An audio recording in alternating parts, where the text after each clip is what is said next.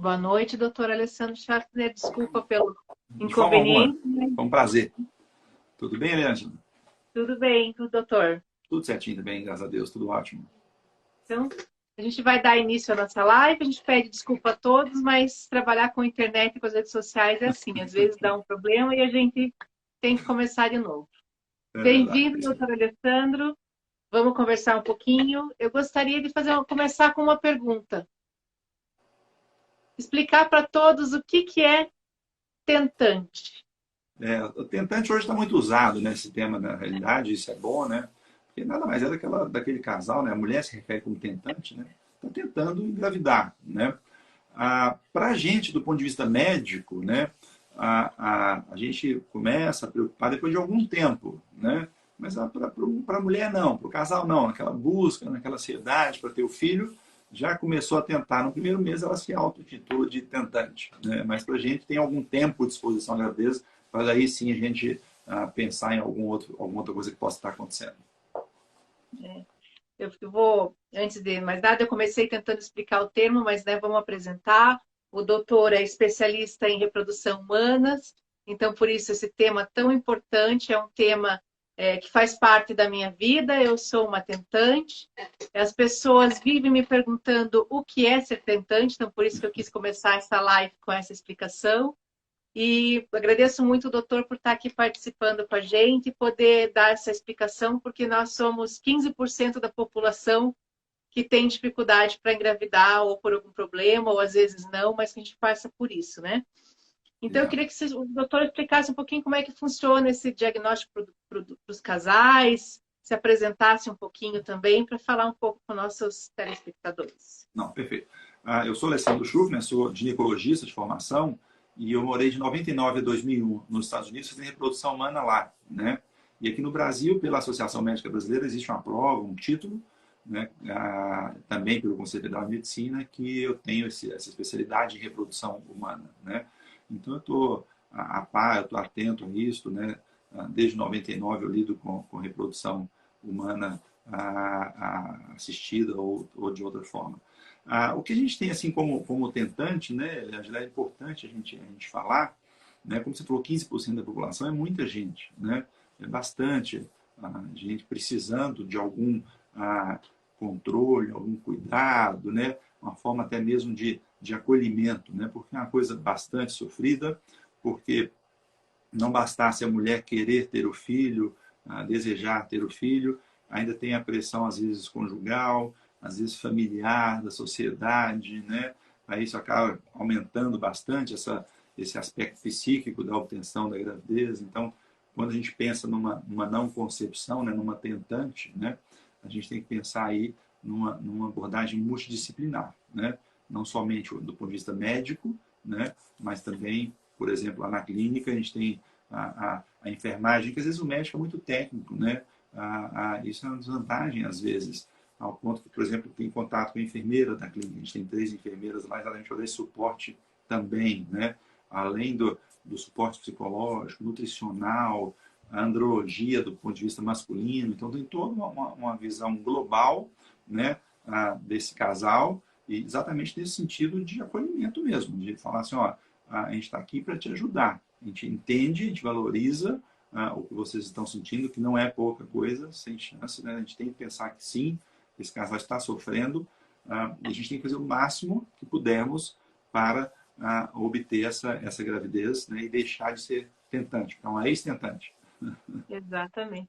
É que pouco se fala e poucos casais abrem tanto as portas assim para falar sobre esse tema. Ele é um tema normalmente que fica guardado às vezes entre as quatro paredes, né, como a gente fala. Os casais acabam não falando porque a gente entende que é muita cobrança na sociedade quando um casal ele se une, né? Acho que poucas pessoas devem ter a noção de que desses 15%, uma grande maioria acaba entrando em divórcio. Então, eu imagino que para o doutor não é só um tratamento de busca da causa, mas também é um tratamento psicológico. Esse é um tema que eu trago em especial, né? Inclusive, como candidata, em uma das propostas, eu sei que ele é um tema específico, mas eu imagino que, como muitos casais, devem sofrer muito, às vezes, no SUS por questões psicológicas, ou às vezes, já os casais que têm condições disso, o divórcio, eu fico imaginando como é que é para uma sociedade que não tem condições. Eu acho que deve ser muito, muito mais grave, né? A gente Sim, entra também com temas, às vezes, de violências obstétricas e tudo isso, né? sim, sim. Quais são, assim, os tratamentos possíveis para os casais que estão tentando, às vezes, 1, 2 anos ter filhos Sim, sim. e não conseguem? Exato. O tratamento, existem algumas formas de tratamento, né? Mas um pouquinho que eu gostaria de falar, pegando o gancho teu do sistema único de saúde, né? Que é um bom sistema, está aí para ajudar a população e isso tem que ser valorizado, tem que ser... Só que a gente tem que buscar melhorar um pouco, talvez, né? Exatamente com essa proposta tua também, ajudar mais gente, mais casais, no sentido diagnóstico ainda, né? Porque muitos desses exames, muitas vezes a paciente, o casal, não tem acesso ao exame, né?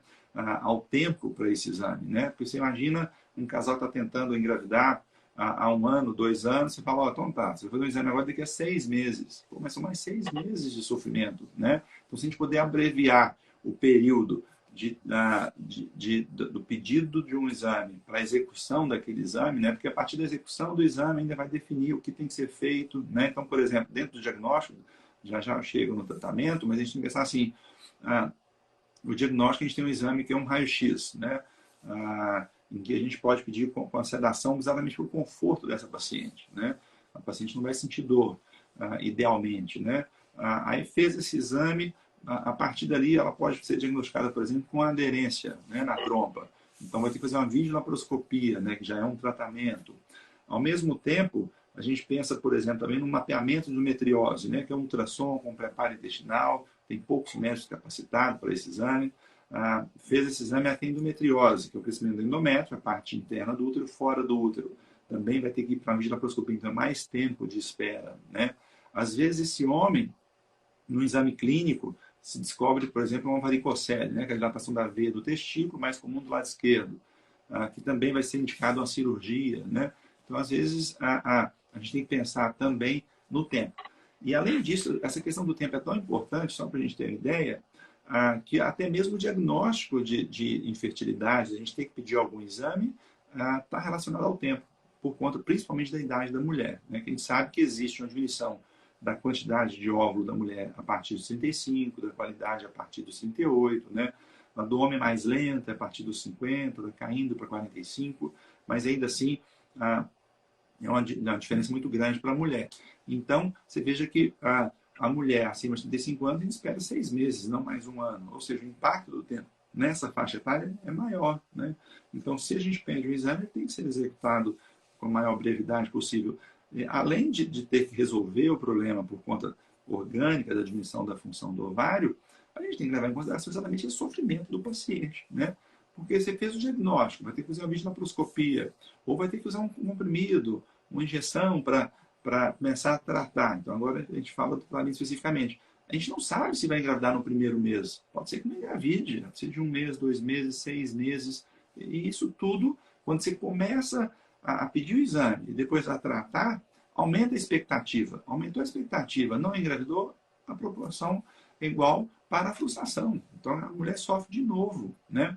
Aí entra um aspecto que a gente comenta lá com a psicóloga da clínica, as psicólogas, elas falam assim, a menstruação de uma mulher que está tentando efetivamente engravidar é como se fosse um luto, ela vivencia o luto, né, dentro daquilo dali, né? Então, isso é muito difícil e é mensurável. Já tem trabalho com escala psicológica, um questionário, que o tratamento, o sofrimento de um casal, do homem e da mulher um pouco mais, mas do homem também, após uma transferência embrionária, e já a gente chega lá no bebê de proveta, é equiparável ao diagnóstico de câncer. Então, você imagina o sofrimento que não é isso, né? Você chegar para a mulher e falar, você está com câncer, e eu falo assim, agora você vai esperar para o teu teste de gravidez, né? Porque é incerteza, ela não sabe se vai engravidar, pode ser que ela não engravide, né? Então, insere o tempo. Porque, em termos de tratamento, a gente pensa sempre em ir ganhando em complexidade esse tratamento conforme a necessidade, né? Então, eu comentei das cirurgias na mulher, a laparoscopia para uma aderência ou para uma endometriose, por exemplo, ou a retirada de um mioma, que é o crescimento do músculo do útero, do miométrio, ou a varicocele, cirurgia para correção da varicocele no homem, dilatação da veia do testículo. Feito isto, tá ok? Então agora a gente vai começar a tratar do ponto de vista reprodutivo propriamente dito, né? Como seria isso? A gente vai estimular a ovulação dessa mulher Basicamente, o que existe na mulher são três fases do ciclo ovulatório, né? Tem um crescimento do folículo, cresce um por mês, vamos fazer crescer 2 ou 3. Então, isso maximiza a nossa chance de engravidar. A fase seguinte é a ruptura do folículo, né? O folículo vai romper amanhã à noite. A gente consegue determinar isso, a gente ajusta o timing da relação. Isso maximiza nosso resultado. E a terceira fase é a produção de progesterona, né? Que é um hormônio importante para o útero receber melhor esse embrião. Essas três fases ocorrem na mesma estrutura do ovário, né? Então a gente dá suporte para tudo isso. Se falhou uma, não vai engravidar, né? Então você vai mais assertivo no coito programado mesmo, na relação sexual, né? Então é um custo muito baixo, a gente tem que incentivar esse tipo de tratamento. E a partir daí deu negativo, ok. Inseminação, fertilização in vitro, são tratamentos mais complexos. Existem também casos, que é o meu caso também, que existem, são os abortos de repetição, né? É, eu vou comentar e quero saber a opinião do doutor, né? Eu tive 4 abortos de repetição, sem diagnóstico. Então, até hoje fiz vários exames, tratamentos e não tenho diagnóstico. Mas eu vou tratar de um assunto que eu acho que é bem pertinente para a sociedade e para as mulheres entenderem. Porque normalmente, eu sei que é o casal, mas normalmente quem vai atrás do tratamento são as mulheres. E eu escutei muito isso. Eu acho que isso fez eu demorar a ir atrás de um tratamento. Então, eu queria saber a opinião do doutor. Quando eu tive o meu primeiro aborto, a primeira frase que eu escutei é: isso é normal, né? E devido a isso, daí eu tive o segundo, e no segundo eu fui atrás de uma orientação um pouco maior, mas eu fui por livre e espontânea vontade, porque os médicos ainda consideram normais, né? O segundo aborto, até quando vem realmente o terceiro, o segundo, já começa a fazer uns exames básicos, mas no terceiro se preocupa mais. Essa questão de falarem que o primeiro aborto é normal, não seria o certo começar, depende da idade da mulher ou tudo mais, porque às vezes não é só o tentante de tentar ter filhos e não engravidar, mas existem casos como o meu, que existe um aborto de repetição, de começar essa investigação antes? Exato. Isso é muito importante, né, Leandro, o que você falou, no sentido de abortamento, porque também tem o impacto da idade, né? Então, a mulher vai esperar ter 3 abortamentos aos 40 anos de idade? Não, né? Então, você tem que levar isso em consideração. A ponto, para vocês entenderem melhor, por exemplo, a Organização Mundial de Saúde realmente fala de investigar a partir do terceiro, o que é muito. Por quê? A Sociedade Europeia e Norte-Americana de Medicina Reprodutiva fala em 2, realmente 2 abortamentos. Mas aí entra o bom senso no sentido de que a mulher tem acima de 35 anos, teve um abortamento, vamos investigar alguma coisa? Que eu já entro um pouquinho nessa investigação. Sim, eu acho que vale a pena. E quando a gente fala assim, o aborto é normal, não é que é normal. Existe um percentual de chance disso acontecer, né? Então, por exemplo, numa mulher aos 30 anos de idade, ela tem uma chance de uns 13% de perda. É normal? Não. O normal é adiante, 87% de dar tudo certo, né? Então, acontece, mas não é normal, é a minoria, né? E isso e quem lida com reprodução acaba entendendo isso, talvez até do ponto de vista humanístico mesmo, porque a gente percebe esse sofrimento, a gente vê isso no nosso dia a dia, né? Então a gente valoriza o impacto da idade, né? A mulher aos 45 anos, por exemplo, a chance dela perder é 50%, né? Então tá meio a meio já, né? Então eu vou esperar ela perder 3, né? Se ela esperar ela perder 3, vai acabar o ovário dela, não vai ter mais óvulo aos 48, 50, né? Então você tenta antecipar a tua abordagem. E abortamento realmente é um tema comum, de certa forma, porque 13% aos 30 anos de idade, aos 38 já está beirando uns 25%, então é comum, de certa forma, né? Não comum, mas 25% da população de que está tentando é bastante gente, né? Então aí, quando chega num consultório de reprodução, a gente percebe esse sofrimento.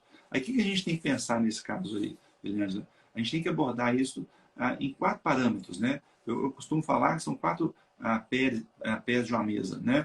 Então, seria, por exemplo, um ponto que a gente tem que pensar no óvulo dessa mulher, né?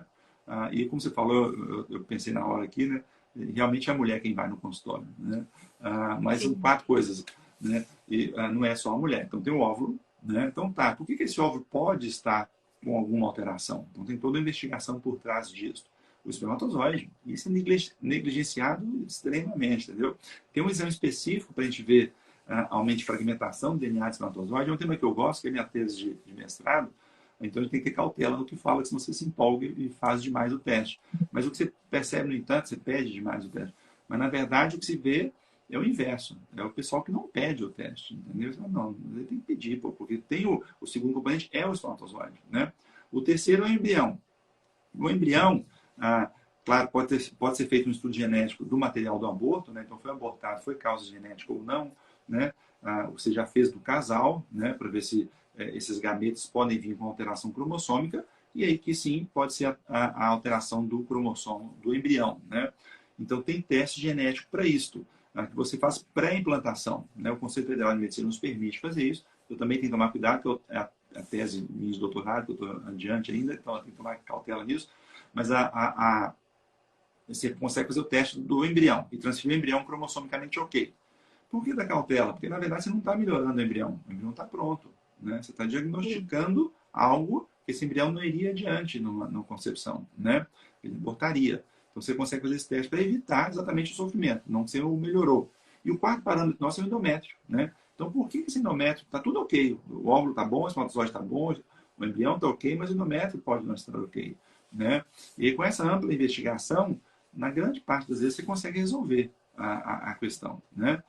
Eu confesso que eu não me lembro assim, de um caso, não consegui resolver, né? É muito frustrante para a mulher, para o casal, sem dúvida alguma, mas se você tomar esse cuidado dos quatro e pensar sempre nos quatro, né, que pode ser, por exemplo, o óvulo está ruim, né? Então, claro, existe, não é tão simples assim quanto eu estou falando, mas existe a possibilidade, regulamentada também pelo Conselho Federal de Medicina, Ministério da Saúde, de usar uma doadora de óvulo, né? O sêmen é muito ruim, o sêmen testicular, eu vou usar um sêmen de doador, tudo isso é muito complexo, né? Não é tão simples quanto eu estou falando. Mas se pudermos usar de todas as possibilidades que temos, a gente consegue resolver, sim, na imensa maioria das vezes, o quadro desse casal, né? É até interessante que você tocou num assunto, a questão da doação de óvulos, né? É um assunto muito pouco debatido, mas às vezes é um assunto necessário. A gente tem casos no Brasil de pessoas famosas que já falaram sobre isso e fizeram doação de óvulos, né? E outra coisa que muita gente começou a me perguntar quando eu comecei a tratar do assunto tentantes, a questão da adoção, mas normalmente os casais que fazem esses tratamentos, né? Só para dar uma explicação. Os casais que fazem esse tratamento é porque a mulher, principalmente é o sonho da mulher, a mulher quer gerir essa criança. Então é por isso que a mulher ela vai atrás desse sonho até onde ela pode, né?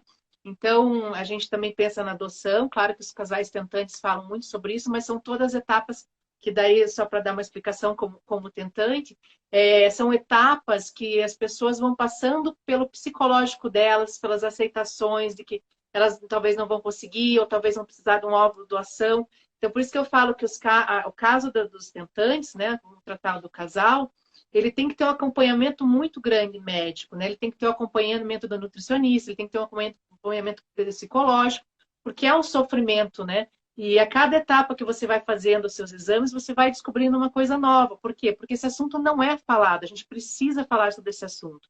Quando eu fui atrás dos tratamentos, tudo foi quando a primeira vez que eu ouvi falar sobre óvulo doação. E quando você fala, isso fala, olha, o doutor me falou sobre óvulo doação. As pessoas levam um choque muito grande hoje em dia, né? Existe uma barreira atrás de tudo isso. Inclusive, quando o problema também é do homem, existe a doação de esperma também, né? Quando o homem não consegue ter o esperma, né? Então, eu acho que por isso que a gente está trazendo esses assuntos, trazendo live, vamos falar mais sobre isso, porque eu acho que são temas que as pessoas vão descobrindo por ser pouco tratado ou ser num grupo muito específico, né? Então, o doutor falou de óvulo doação aí, não sei se o doutor quer explicar um pouquinho mais sobre isso também, porque eu Sim, acho que sim. é um tratamento para os tentantes também, né? Então, e é pouco divulgado, pouco falado. Que ainda tem um tabu, né? Principalmente na nossa comunidade brasileira, a gente tem esse tabu, mas é importante, porque quando a gente pensa na doação no Brasil, a gente está ajudando duas tentantes, né? A que está doando o óvulo, que não pode ser comprado, ela não vende esse óvulo, né? Então, de certa forma, ela está tendo algum benefício para poder se submeter a um tratamento de reprodução, e também a própria mulher, que o óvulo não está com uma boa qualidade, né? Assim como o homem também, né? O homem que não tem o espermatozoide, pode pegar o espermatozoide no doador, né? E tem toda uma regulamentação do Conselho Federal de Medicina, do Ministério da Saúde, que a gente tem que seguir e tal. Mas é um tema bastante importante, porque o que a gente vê, na verdade, assim, e a partir do momento que, claro, tivermos uma maior disponibilidade desses tratamentos na rede pública de saúde, vai ser ainda melhor, mas, de alguma forma, né, felizmente ou infelizmente, a reprodução assistida é mais rápida do que, por exemplo, adotar, né? Além dessa diferença da mulher gerir, né? Ela vai gestar, ela vai amamentar, ela vai ter o parto dela, né? Que muitas vezes isso é importante para a mulher.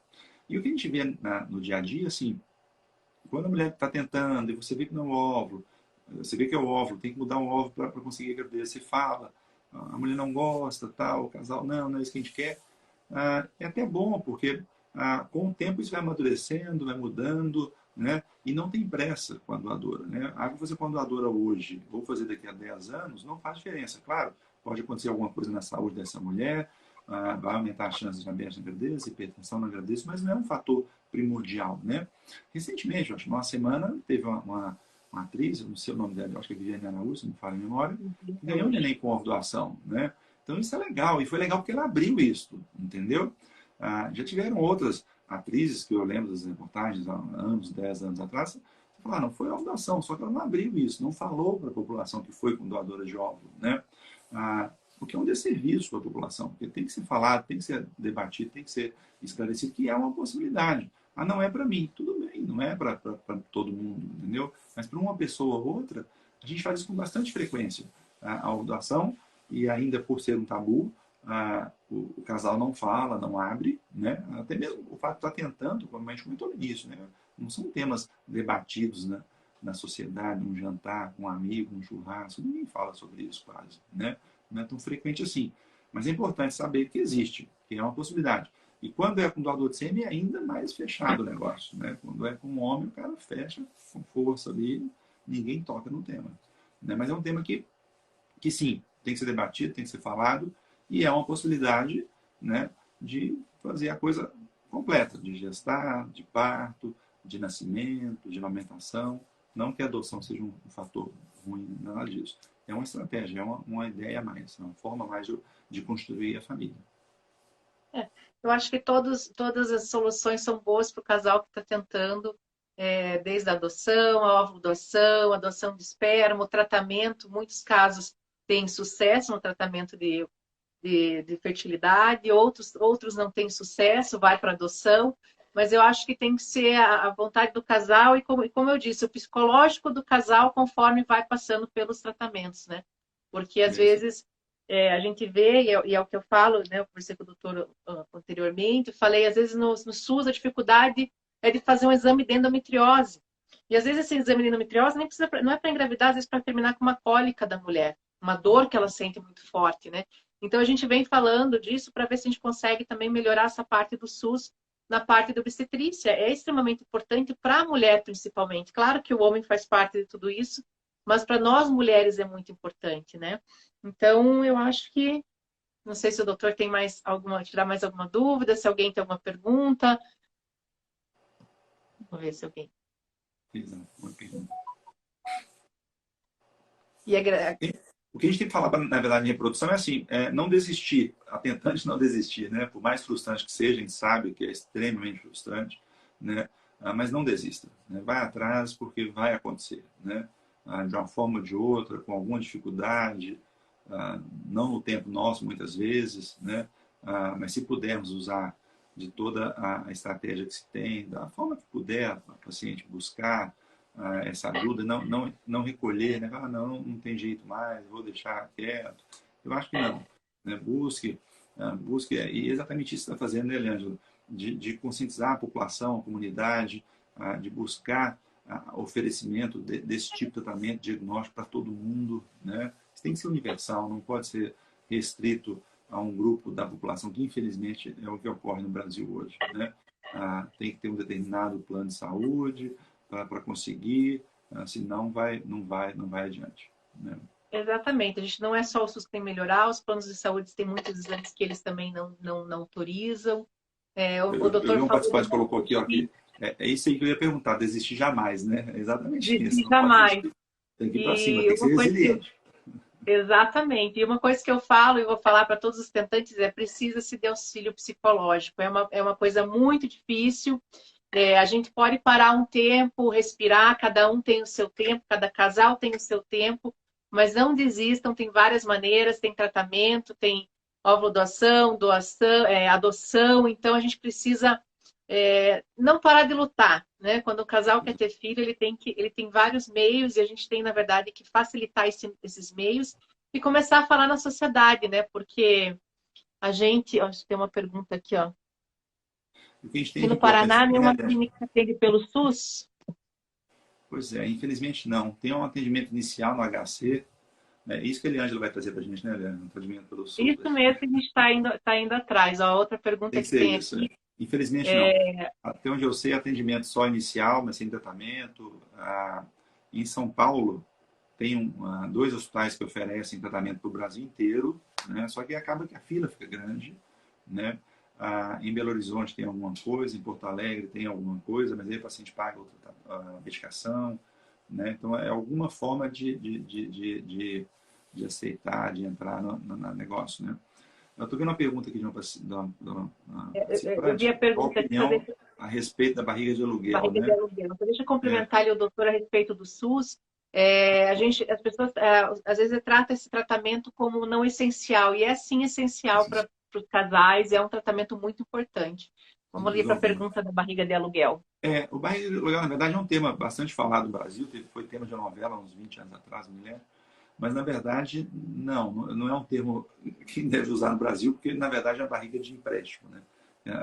Existe uma regulamentação do Ministério da Saúde e do Conselho Federal de Medicina. E o termo técnico que a gente usa chama gestação de substituição, né? Então, tem que ser um familiar, né? E não pode haver ganho econômico, né? Então, é uma barriga emprestada e já foi mais aberta. Era até segundo grau da mulher, hoje até quarto grau do casal, né? Então, pode ser mãe, irmã, tia e prima de um ou de outro, né? E aí essa mulher engravida. Fora desse contexto, a gente tem que pedir para o Conselho Federal de Medicina, né? Tecnicamente é possível, né? Mas a preocupação do Conselho, eu entendo essa preocupação, é exatamente se abre a coisa demais e vira um mercado, né? E eu tenho amigos nos Estados Unidos, teve uma paciente lá que era uma modelo internacional, conhecida, não sei o quê, ela não queria engravidar, para não atrapalhar a barriga dela, porque não sei o quê, porque não sei o quê, porque não sei o quê, e ela tinha que trabalhar o tempo todo. Então ela procurou esse meu amigo, e ela nem morava na Flórida, o centro de reprodução dele é na Flórida, tem em duas cidades, tem Jacksonville, que é a capital, no norte, e em Orlando, da Flórida. Ele falou assim, não aceito, não posso fazer. Então, mesmo nos Estados Unidos, né, o médico tem que ter uma cautela exatamente disso. Eu não quero engravidar. Não, mas você nem tentou, como é que não? Tem que ser tentante antes para depois falar que tem que ser uma gestação de substituição. Né? E não simplesmente porque eu quero, por causa de um motivo. Claro, se tem um motivo médico, é diferente. Né? É uma doença que vai levar um risco maior para essa mulher. Aí não, aí tem que ser feito a gestação de substituição mesmo. Um tema antes que eu me esqueça, Leandro, que a gente comentou aqui brevemente, né, acerca do aspecto psicológico, de ter esse acompanhamento, né, a gente valoriza, a gente tem lá dentro da clínica, mas além disso, eu comento com os pacientes também, assim, faça algo que você acredite, que você goste, né, de fazer. Então, eu gosto de acupuntura, eu conheço acupunturista, eu indico, eu converso, não tenho um dentro da clínica, mas a paciente gosta, vai, entendeu? Eu gosto de correr no parque, eu gosto de andar de bicicleta todo dia, perfeito. Faça alguma coisa que você jogue a tua energia para aquilo, porque isso é importante. Porque senão você entra numa espiral, né, de sofrimento, de desgaste, que acaba, na hora, você fala, não quero mais, de tanto sofrimento que você está gerando. Mas não é verdade. Né? Ela quer. E isso depois, com o tempo, vai piorando a chance do sucesso nosso. Então a gente tem que ter essa ideia de que sim, a gente tem que haver uma ajuda para essa mulher, para esse casal, para que eles possam suportar esse período até a obtenção da gravidez. Né? Temos duas perguntas aqui. Eu tenho uma pergunta. Uma mulher que já teve filho aos 26 anos e quer engravidar novamente aos 42, tem a mesma chance de ter dificuldade de engravidar que uma mulher que nunca engravidou? Menor. Ela tem uma chance maior de engravidar, né? Se comparado à mesma idade dela. A gente corrige o fator idade, né? Ela vai ter uma chance maior do que uma mulher aos 42, porque ela já teve filho. Mesmo que tenha mudado o parceiro, né? Porque a gente está avaliando o endométrio dela, que é um dos 4 pilares que eu comentei. O endométrio está ok, né? O sêmen do atual parceiro, caso tenha mudado, pode ser pior, né? O óvulo dela, houve uma queda da qualidade, quantidade, sim, mas é melhor. Melhor os 42 ter tido já filho no passado do que não ter tido. Quando uma pessoa, uma curiosidade agora, quando uma pessoa, uma mulher, né, de 40 e poucos anos, já teve filho, está pensando em ter outro filho, não seria interessante ela fazer um exame para ver reserva de óvulos, para ver se ela pode Sim, esperar ou não pode esperar? exatamente. Isso é importante. Na verdade, assim, a partir dos 40 anos, né, 38, 40, eu quero ter filho. Tenha logo, não adie, independente do exame, né? Ah, mas tem exame para isso. Tem dois grupos de exames que eu costumo falar. Um grupo avalia sucesso, então qual o sucesso que eu tenho, né, perspectiva de sucesso, e outro é o risco, que risco eu estou correndo, né? Risco reprodutivo, né, de doença cromossômica, dentre tantas outras coisas. Tem uma pergunta ali que é sobre o banco de óvulos e sêmen. É internacional? Pois é, tem os dois, né? O banco de óvulo e sêmen, quando ele é utilizado aqui, a amostra, se divide, é um negócio que eu confesso que eu não sei por onde passa essa regulamentação do Conselho Federal, que é diferente, né? A gente não tem lá na clínica nem banco de óvulo, nem banco de sêmen. A gente indica para os pacientes. O banco de óvulo, quando o óvulo é usado no Brasil, o paciente não pode, a gente tem que seguir a regra brasileira, né? Então não pode ter acesso a foto da doadora, de nada. O banco de sêmen, o sêmen nacional ou importado, assim como o óvulo também, não é melhor do que o óvulo nacional, não é pior do que o importado menor do que o daqui. O que acontece às vezes com o importado, né, por exemplo, um óvulo, não importa o óvulo, o paciente vai lá. Está vindo da Espanha, mas não está tão determinado isso ainda, mas o espermatozoide vem. Aí consegue ver a imagem, a foto da pessoa. Né? Então, eu vou fazer um ciclo de óvulo doação lá nos Estados Unidos. Conheci essa clínica parceira nossa que a gente tem lá na Flórida. A paciente vai ver a foto, né? Porque ela vai submeter o tratamento lá. Aí segue a regulamentação norte-americana, que depende de cada estado. Na Flórida, sim, é permitido. O óvulo é melhor? Não. Tem mais opção de doadora, né? Porque exatamente porque lá na realidade eles compram o óvulo, né? É um entendimento da comunidade, eles funcionam desse jeito, a gente não está aqui para julgar ninguém, né? Acho, eu Aí acho que o pode. medo um pouco, desculpa interromper, doutor, mas acho que o medo um pouco é de que se o óvulo for doado aqui do Brasil, será que um dia eu vou encontrar essa doadora? Eu acho que é Ah, um pouco uma cena de novela que deve passar na cabeça dos casais, né? Nossa, um dia essa doadora vai atrás do meu filho, e passa na cabeça dos casais, eu acho que é é, normal. Então é mais foi bom você por isso. comentar isso, porque na verdade, assim, dentro dessa regulamentação do CFM, eles têm uma conta matemática, né? Mas às vezes a matemática não combina muito com a vida da gente, né? Que é exatamente para evitar esse encontro de irmãos, né? Que não se conhecem, não sabem que um irmão do outro, né? Geneticamente relacionado. Existe essa conta para evitar isso. Né? A ponto, por exemplo, quando um paciente fez um uso de um óvulo de um banco de óvulo brasileiro, né? Ou um sêmen de um banco de sêmen brasileiro, a gente reporta a esse centro se engravidou ou não engravidou. Se engravidou, de que cidade que ela é? Né? A conceber está em Curitiba. A paciente é de Ponta Grossa, de Joinville, de Blumenau. A gente reporta isso a essa clínica do óvulo ou do sêmen. Exatamente o que eles vão fazer na conta lá. Né? Aí reportou que engravidou. Aí depois ele reporta o gênero. Né? Porque tem que ser dois sexos diferentes numa população de 1 milhão de habitantes. Então tem a conta que eles seguem. Claro, a paciente mora em Curitiba hoje, né? Mas daqui a 5 anos não garante que ela vai mudar para outra cidade, entendeu? Então, é complexo, é uma conta que eu entendo essa preocupação. Mas acho isso pequena, eu diria. Né? Então, perguntando aqui, você falou acho, da acupuntura para engravidar, existe comprovação que realmente faz a diferença? Pois é, tem alguns trabalhos, um dos trabalhos grandes que eu vi é de um amigo meu, na verdade, que tem um centro lá no Nova Jersey, que ele viu que não, ele não viu benefício em engravidar mais, né? Mas ele viu um benefício que é o que eu particularmente acredito em trazer mais tranquilidade para esse casal, né? Então, diminui a ansiedade desse casal, ele acaba tentando mais vezes, né, sendo mais resiliente e não desiste. Né? Muitas vezes o sofrimento leva à desistência do tratamento. Né? Apesar de que sim, tem trabalhos mostrando que a acupuntura tem benefício. Né? E eu, particularmente, eu tenho minhas dúvidas. Eu diria mais no sentido de que, pelo menos para trazer tranquilidade para esse casal. Né? E esse negócio do sofrimento, do desgaste, que você falou da importância do acompanhamento psicológico, Leandro, só para a gente elucidar aqui, tem um trabalho finlandês antigo, já tem uns 8 anos mais ou menos, que foi publicado, Eu não sei ao certo a economia da Finlândia, como é que é, mas é mais ou menos isso que o trabalho relatava, já tem muito tempo que eu li. O trabalho é assim, eu sei que tinha primeiro que o tratamento inteiro era gratuito, né? A parte do tratamento propriamente dito, da medicação, né?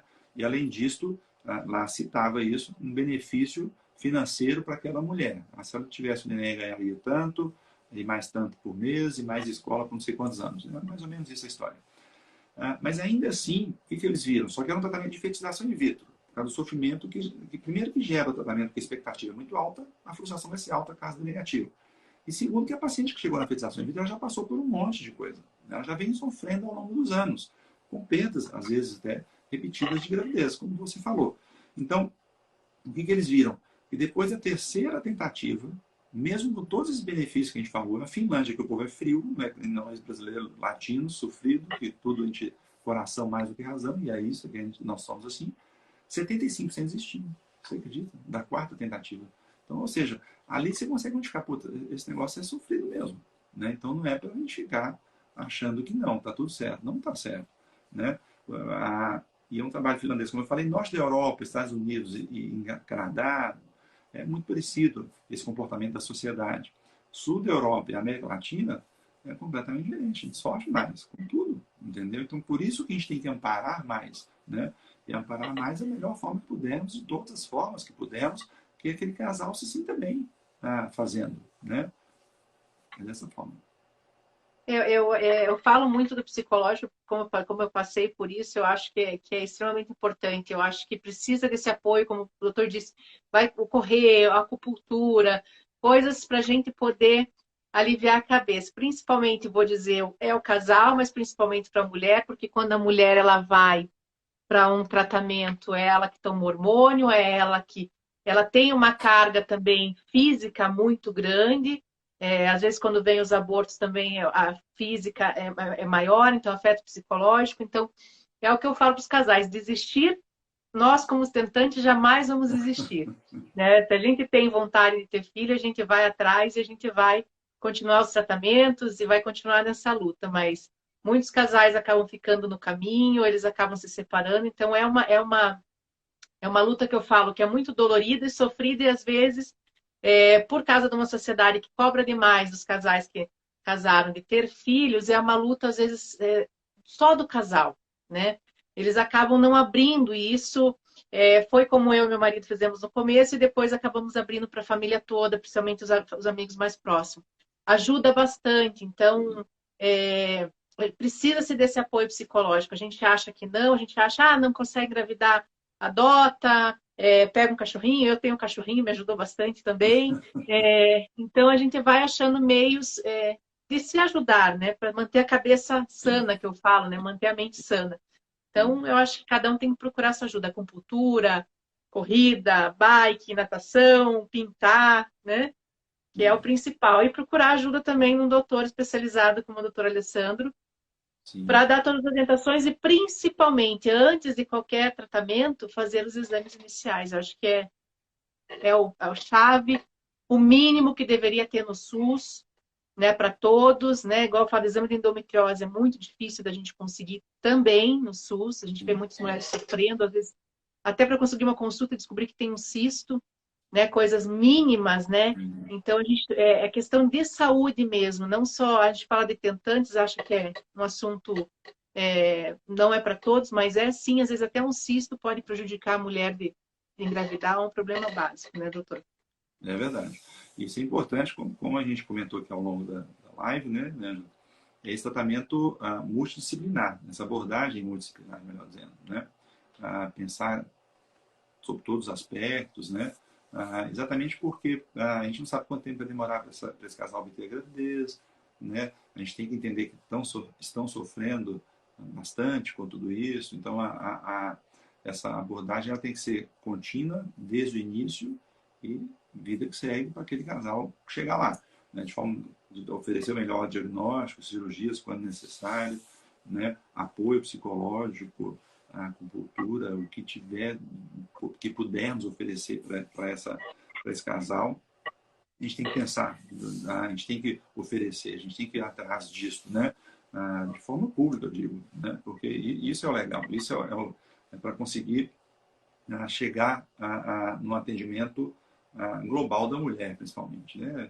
Infelizmente, Uhum. isso é o que você falou, a mulher acaba que é o que eu brinco lá com os pacientes às vezes, né? Que eu falo assim, poxa, mas se fosse depender do homem para engravidar, seria metade da população e olha lá. Né? A mulher é bastante forte, né? Ela vai atrás, ela busca, né? E a gente vê os tratamentos, né? Primeiro os exames, é uma série de exames, é chato tudo isso, né? Sai da rotina, sai do trabalho, exame assim, exame assado, poxa vida, a mulher sofre. E aí depois tem o tratamento algumas vezes injeção, mas injeção, nunca usei injeção, né? Vai ter que usar injeção 8 vezes por mês, né? Poxa vida, mas que coisa. Mas, de outra forma, agora joga isso na costa dos homens, faria um mês só, acabou, não quer mais. Acabou. Não, é bastante sofrido mesmo. É Eu quero sofrido. agradecer a presença do doutor. Não sei se o doutor quer falar mais Obrigado. alguma coisa. Não, Agradecer a obrigado, presença. tá ótimo. Muito obrigada, doutor, por participar dessa live. Eu que agradeço muito. Quero agradecer a presença de todos. E acho que uma boa noite a todos. E nós vamos voltar assim com esse tema e mais Sim, com lives, mais certeza. assuntos, de manter esse tema sempre na atualidade. Então, sim, muito obrigado a todos, obrigado a você, Leandro, pelo convite. É um prazer poder ajudar exatamente a viabilizar isto, um tratamento, um diagnóstico para o máximo de pessoas que pudermos. Então, tá bom. Muito obrigada. Obrigado, gente. Até. Tchau, tchau. Boa noite a todos. Tchau, tchau. Obrigado, tchau.